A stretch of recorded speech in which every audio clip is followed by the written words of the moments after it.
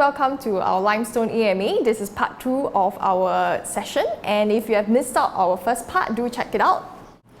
And what determines the value of the tokens?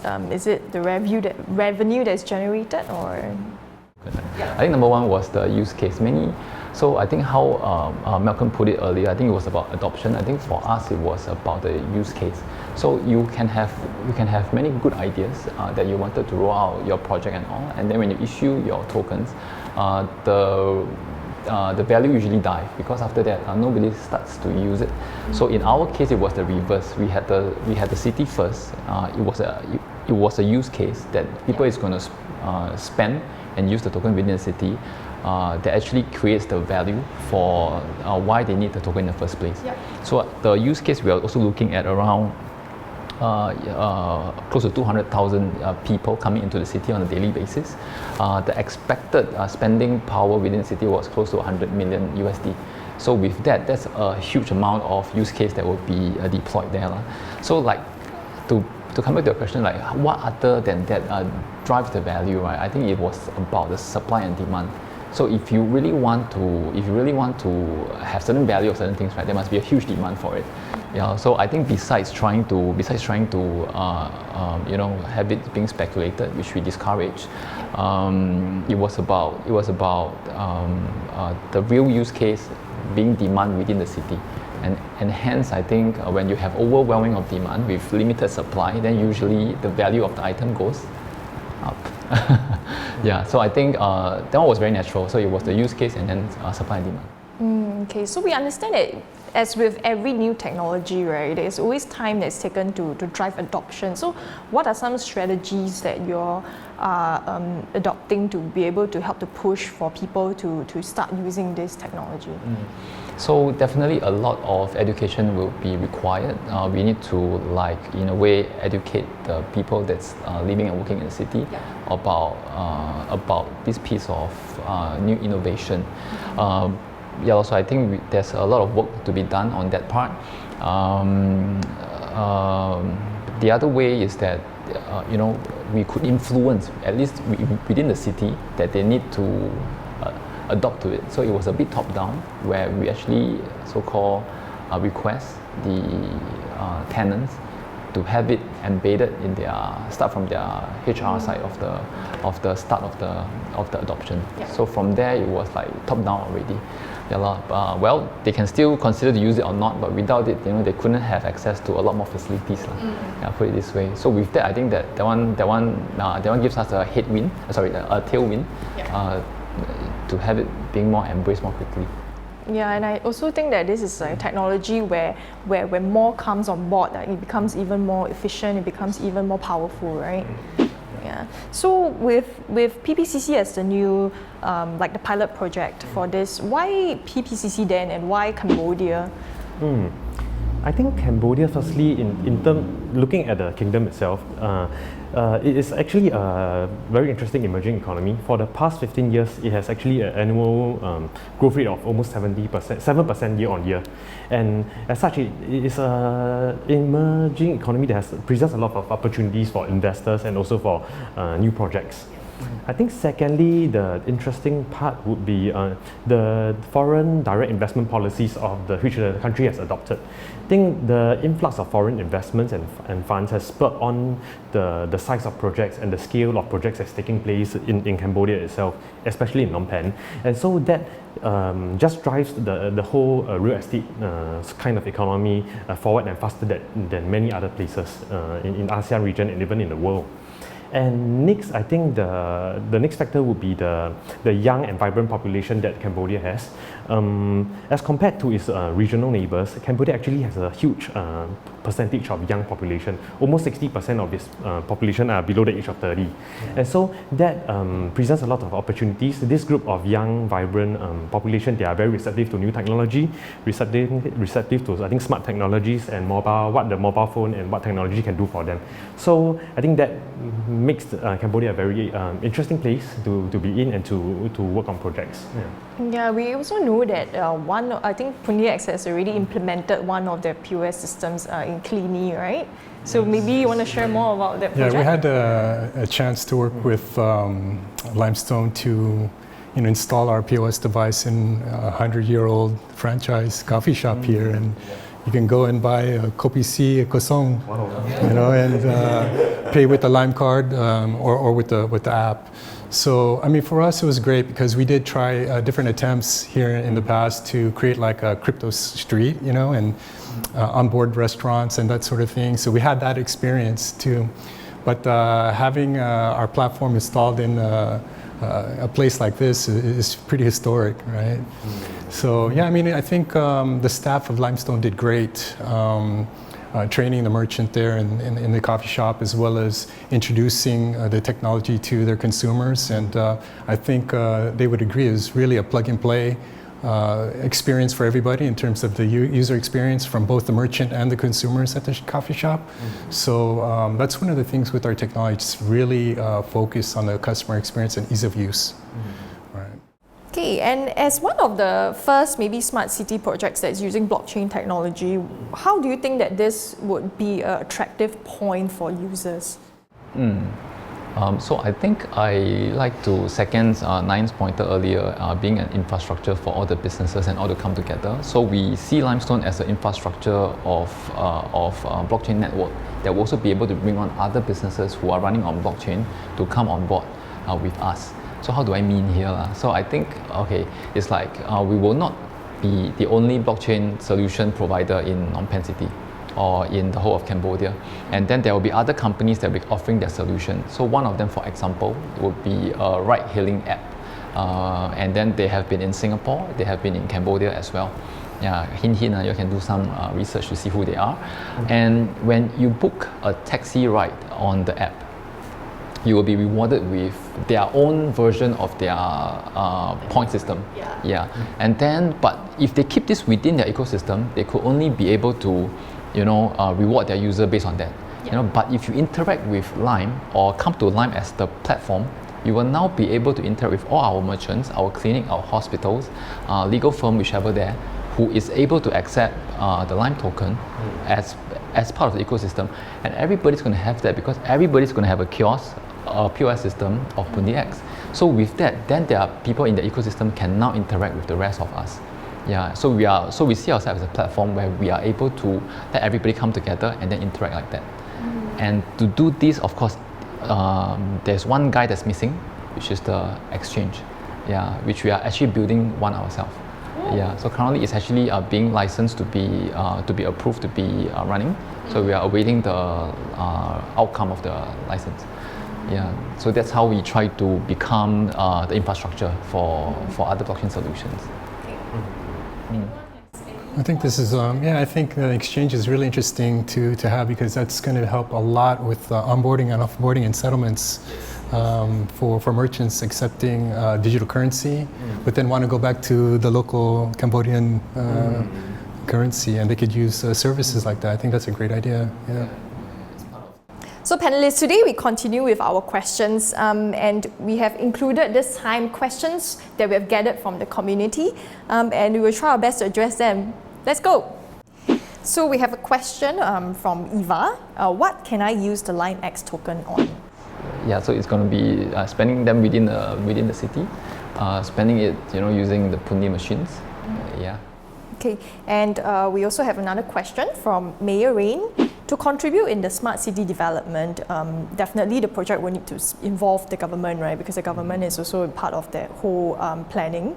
How has Limestone partnered with any government bodies so far? So unfortunately, we are going on a more private setting. So it's currently privately led, and then of course we have the city as our first pilot project.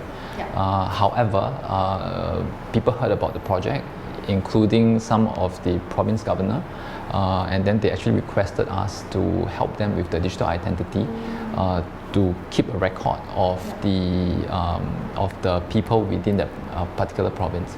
So we don't have anything signed as per now, but I think we are speaking to them in terms of having a digital version of the people's ID. And on top of that, I think we also have people around the region looking at it, and they have invited us to speak to them. That's more towards the government level or country level. Okay, And do you have any plans to maybe attract like the non-crypto investors for Limestone? Yes, because end of the day, I think it should touch the lives of the people that's within the city. So naturally, there are a bunch of people that probably are non-crypto, but we also must not make it such that it's a technical thing for them to learn before they could use it. It should be built into their daily lives. So actually the technology should be just at the back. It was about their user experience and all. So I thought that part was very important. So naturally they are non-crypto user, but they're actually using the technology already, or rather non-blockchain user, but they are subconsciously already using the technology. It's like nobody care about how you spend your credit card and what goes behind it, which where, clear where. Yeah, it should be just tap and How easy it is for them to use. Yeah, I mean, I think to add quickly on that, as Eddie was saying, when you pay with a credit card or debit card or MRT card, you never ask how does it work. You just pay. It just work, right? So when it comes to talking about adoption, it's really not about talking about blockchain or crypto. It's just about security and having them feel that they can trust the environment and ecosystem. And maybe that will take time, but at the end of the day, they probably won't think twice, Yeah. And Eddie was saying earlier, I think what he was trying to say in terms of adoption, you just dictate. Okay, merchant, you have to use this, and that's it. I mean, I went to Vegan Burger here in Singapore, a little shop, and I try to pay with cash, and they're like, oh, we don't accept cash, so I had to pay with card. It's the same principle in how I look at it. So we started off with Cambodia, right? Is Limestone fixed on maybe just focus on Southeast Asia, or is there any other regions or any other cities you're looking at? Definitely we would love to go further, but I think right now the pilot project is something that we want to do well, and we want to showcase that it is going to be phenomenal, make it a success, and I feel that to duplicate it afterwards, it won't be so difficult. So we hope to go out there, but I think let's carefully build this one first. So in looking for like the next city, what are some kind of like things that you would take note of in the city that you would like to probably go into for your next project? Okay, so personally, I feel that for the developing countries are a little bit more worthy to go and attempt to do it, because like countries like Singapore, I think it's quite digitalized already. People see less of the benefits, but in developing countries, I think a lot of things can be leapfrogged. So they always use this term because they really skip one era of tech, which is good because they don't need to unwind to enjoy the latest technology that is already in place. So I think developing country nearer to us will be of a better choice. How about the planning? I think I concur with what Eddie has mentioned. I think the region such as ASEAN, I think presents a lot of opportunities. I think there's a huge, vibrant population, and also this is where our roots are. So it could, many cities in the region could benefit from better urban planning, better infrastructure, better transportation, which will ultimately improve their lives and their standard of living. Okay, so what's next for Limestone? Limestone, yes, so as mentioned earlier, we are hoping to get the license by the current regulator here in Singapore. So with that, I think we can do a lot more transactions in a more regulated manner. So I think that one definitely will be a big hit for us. That means to be regulated by the local government. The next thing, of course, I think we still look forward to the completion of the smart city in 2022, and then this is where we really roll out the technology for more people to use. So this is where they call it the rubber meets the road, and then the refinement will kick in. More people will get to see it, and I think the rest will carry on by itself. And how about PundiX? Like, what's next for like this partnership? I think as well as ourselves, we're also going through application process with MAS PSA licensing, so we can become a custodian of digital assets. And this is going to help us to be able to onboard merchants in a regulatory manner under guidelines of MAS here in Singapore. I think that will open up a lot of doors for us. I think we'll be able to do more strategic partnerships at a level that people actually take us seriously as a 2-year-old startup fintech. So apart from that, I think one of my responsibilities is driving adoption and the deployments of the technology by building distribution networks globally. So I typically sell to distributors, and then they go ahead and onboard merchants. And moving forward, we're looking to scale more. We have, over the last year, signed on 12 distributors globally. We deployed 5,000 or shipped out 5,000 POS devices and transacted over 21 million in USD in 2019. 90% of those transactions, I would have to say, are folks speculating and wanting to buy cryptocurrencies or tokens like Lime off our POS. I think the next phase is actually adoption of payments and people using it to buy goods and services after that. How about Nayan? Like, what is the next step for you then? I think in our practice itself, we always believe in, I think, moving on from projects to projects. We want to deliver better projects, do something different, and achieving better design. So I think one of the aspects that we put a lot of focus on is to understanding the brief and to develop a product that's sustainable and while responding to the client's needs. Yes, no matter the scale. Yeah. So is there any upcoming exciting projects that you think that Limestone, you could partner with Limestone for? Yes, definitely. I think at the moment we are working on projects not just in Cambodia but also in the vicinity and the region, in ASEAN. Yeah. So I think that some of these projects they involve the infrastructure level and on the CD planning kind of initiatives. So that, I think, is similar to what we are doing now at PBCC, the three of us. That presents a lot of potentials in terms of developing an infrastructure system for the next smart city. How do you all feel that the smart city ecosystem can be further strengthened or can be more integrated with every of like our day-to-day lives? Okay, I think from a resident and a person residing or working in the smart city, I think one of the points of interest would be in terms of payment of utilities, like just now what Malcolm and Eddie has mentioned. So not just the payment of utilities, I think if you can help them track utilities and bills, their consumption of electricity and water, both in terms of the individual household level down to the officers and even in a so-called in a district level where the authorities can actually understand the trends of electricity or power and water usage. I think that would be highly beneficial. So you're talking about like analytics and how can we use the data to kind of like analyze trends and all that as well, right? And to develop a better infrastructure. And I think it could even move on to, let's say, not just tapping power from the grid and how maybe one can even sell back power to the grid. Yes. Maybe, Eddie, I'm interested, like this is the year where it's a pandemic year, right? So what was Limestone up to this year, and are you on track in your milestones? Definitely, I think it affected us in terms of the timeline. We couldn't roll out the software as we would have plotted it.